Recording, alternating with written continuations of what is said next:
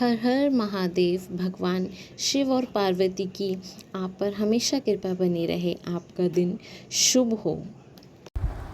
इस अध्याय में आप सुनेंगे श्रावण मास में त्रयोदशी और चतुर्दशी को किए जाने वाले कृत्यों का वर्णन। इसे सुनने के लिए हमसे अंत तक जुड़े रहें। यदि आपने हमारे पहले के अध्यायों को अभी तक नहीं देखा है तो पहले जाकर उन अध्यायों को देखें। यदि आप हमारे चैनल पर नए हैं तो हमारे चैनल को आज ही सब्सक्राइब करें ताकि भगवान शिव की आप पर हमेशा कृपा बनी रहे। तो बोलो हर हर महादेव। आइए शुरू करते हैं 20वां अध्याय। भगवान शिव बोले, अब मैं आपके समक्ष त्रयोदशी तिथि का कृत्य कहता हूँ। इस दिन 16 उपचारों से कामदेव का पूजन करना चाहिए। अशोक, मालती पुष्प, देवताओं को प्रिय कमल, कोसुम्भ तथा बकुल पुष्पों और अन्य प्रकार से भी सुगंधित पुष्पों, रक्त अक्षत, पीले चंदन, शुभ सुगंधित द्रव्यों एवं पुष्टि प्रदान करने वाले तथा तेज की वृद्धि करने वाले अन्य पदार्थों से पूजन करना चाहिए। नैवेद्य और मुख के लिए रोचक तांबुल अर्पित करना चाहिए। तांबुल में चिकनी उत्तम सुपारी, खैर, चूना, जावित्री, जायफल, लौंग, इलायची, नारियल के बीज, छोटे टुकड़े, सोने तथा चांदी के पत्र, कपूर और केसर, इन पदार्थों को मिलाना चाहिए। मगध देश में उत्पन्न होने वाले श्वेत वर्ण पके हुए पुराने दृढ़ तथा रस में तांबुल शंबरासुर के शत्रु कामदेव की प्रसन्नता के लिए अर्पित करना चाहिए।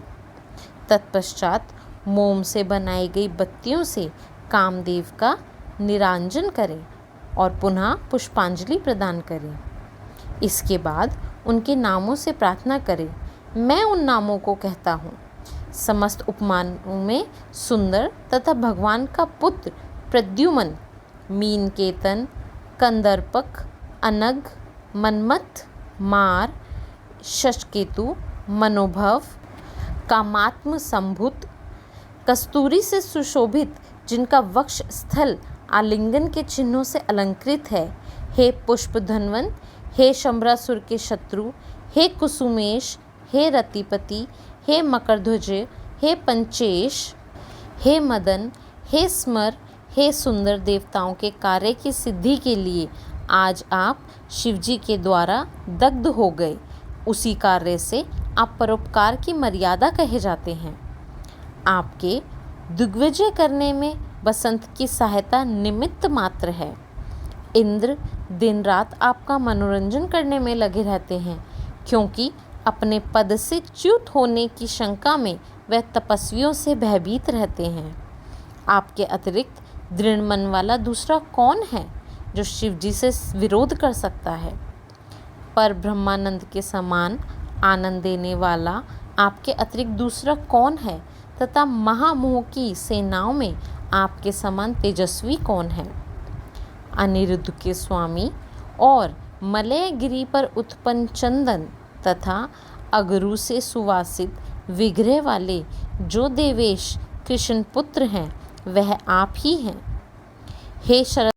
हे शरतकालीन चंद्रमा के उत्तम मित्र, हे जगत की सृष्टि के कारण, जगत पर विजय के समय दक्षिण दिशा तथा पनवन देव आपके सहायक थे। हे नाथ, आपका अस्त्र महान, निष्फल न होने वाला, अत्यंत दूर तक जाने वाला, मर्मस्थल का छेदन करने वाला, करुणा शून्य तथा प्रतिकार रहित है। सुना गया है कि वह अत्यंत कोमल होते हुए भी महान शोभ करने वाला और अपने तुल्य पदार्थ को भी दर्शन मात्र से ही शोभित करने वाला है। जगत पर विजय करने में सहायक होने से प्रवृत्ति ही आपका मुख्य अलंकार है। हे विभो, आप में सभी श्रेष्ठ देवताओं के उपहास के योग्य बना दिया, क्योंकि ब्रह्मा जी अपनी पुत्री से कामासक्त हो गए, विष्णु जी वृंदा में अनुरुक्त कहे गए हैं और शिवजी पर स्त्री के कलंक के कारण अस्पृश्य हो गए। हे मानद, यह वर्णन मैंने मुख्य रूप से किया है। अधिक कहने से क्या लाभ? इस लोक में अपने वश में रहने वाले ब्राह्मण विरले हैं। अतः हे भगवान, इसकी कही गई पूजा से आप प्रसन्न हो। श्रावण मास में शुक्ल पक्ष की त्रयोदशी तिथि के दिन पूजा प्राप्त करके कामदेव प्रवृत्ति मार्ग के विषयासक्त व्यक्ति को अत्याधिक पराक्रम तथा शक्ति प्रदान करते हैं और निर्वृत्ति मार्ग में संलग्न व्यक्ति में अपने विकार को हर लेते हैं। श्रावण मास में शुक्ल पक्ष की त्रयोदशी तिथि में अपनी पूजा के द्वारा संतुष्ट होकर ये कामदेव सकाम पुरुष को अनेक प्रकार के अलंकारों से भूषित तथा मनोरम स्त्रियां प्रदान करते हैं और दीर्घजीवी गुणों से संपन्न, सुख देने वाले तथा श्रेष्ठ वंश परंपरा वाले अनेक पुत्र देते हैं। हे मानद, त्रयोदशी तिथि का जो शुभ कृत्य है उसे मैंने कह दिया है। अब चतुर्दशी तिथि में जो करना चाहिए उसे सुने। अष्टमी को देवी का पवित्रारोपण करने को मैंने आपसे कहा है।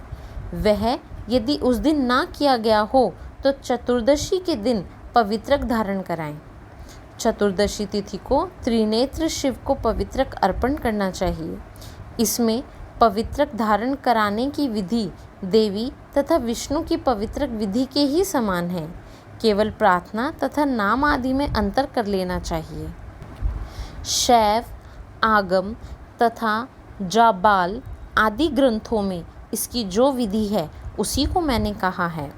विकल्प से इसमें जो कुछ विशेष है उसे मैं आपको बताता हूँ। 11 अथवा 38 अथवा 50 तारों का समान ग्रंथि तथा समान अंतराल वाला पवित्रक बनाना चाहिए। पवित्रक 12 अंगुल प्रमाण के, 8 अंगुल प्रमाण के, 4 अंगुल प्रमाण के अथवा पूजित शिवलिंग के विस्तार के प्रभाव वाले बनाकर शिवजी की प्रसन्नता के लिए अर्पण कर देने चाहिए। विधि पहले बताई गई है, फल आदि भी पहले बताए जा चुके हैं। जो इस व्रत को करता है वह कैलाश लोक को प्राप्त करता है। हे वत्स, मैंने ये सब आपसे कह दिया है, अब आप और क्या सुनना चाहते हैं? ओम नमः शिवाय। ये अध्याय यहीं समाप्त होता है। आगे के अध्याय सुनने के लिए हमारे चैनल से जुड़े रहे व हमारे चैनल को आज ही सब्सक्राइब व लाइक करना ना भूलें। भगवान शिव की कृपा आप पर हमेशा बनी रहे। तब तक के लिए धन्यवाद।